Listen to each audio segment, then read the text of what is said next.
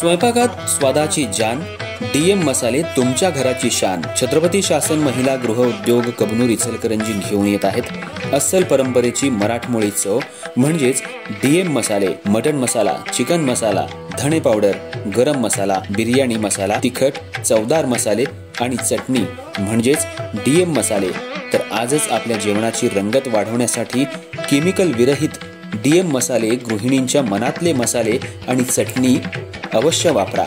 DM मसाले महिला बचत गटाद्वारे करणारे स्वच्छ माफक दरामध्ये म्हणजेच डीएम मसाले। संपर्क दिव्याताई मगदूम, मोबाईल 91 30 80 22 55।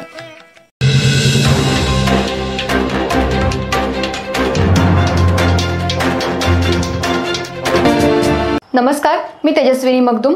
एम मराठीमध्ये आपल्या सर्वांचं स्वागत आहे। पाहूया ठळक घडामोडी। इचलकरंजी शहरातल्या भीमशक्ती सामाजिक संघटनेच्या वतीनं सर्वोच्च न्यायालयाचे सरन्यायाधीश माननीय भूषण गवई यांच्यावर न्यायालयात हल्ला केल्याप्रकरणी राकेश किशोर या वकिलावर देशद्रोहाचा गुन्हा दाखल करण्याच्या मागणीचे निवेदन आज प्रांताधिकारी कार्यालयात देण्यात आलं। न्यायालयातील हल्ल्याचा प्रयत्न हा भारताच्या न्यायव्यवस्थेवर आणि लोकशाहीवर थेट हल्ला असून अशा प्रवृत्तीला कठोर दंड देणं आवश्यक आहे। गेल्या काही दिवसात सामान्य लोकांवर आणि राजकीय नेत्यांवर करण्यात आलेल्या धमक्या आणि हल्ल्यांचे प्रकार दिसून आले आहेत आणि जर अशा प्रकारच्या लोकांना रोखण्यात सरकार अयशस्वी ठरलं तर समाजात अस्थिरता निर्माण होईल। म्हणून भीमशक्ती संघटनेनं तातडीनं पोलीस आणि न्यायालयिक पदाधिकाऱ्यांकडे देशद्रोहाची तक्रार नोंदवून आरोपींवर ठोस कारवाई करण्याची मागणी केली आहे।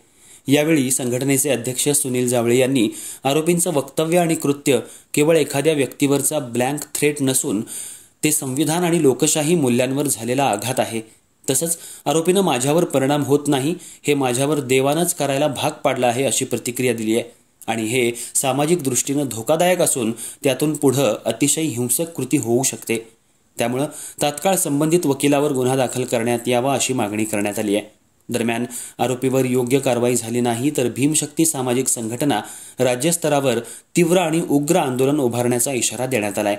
यावेळी सुनील जावळे, राहुल जावळे, शशिकांत लाखे, भारत लाखे, महेश जावळे, अमर थोरात, सतीश कापुरे, प्रशांत जावळे, चंद्रकांत कांबळे यांसह अन्य पदाधिकारी आणि कार्यकर्ते उपस्थित होते।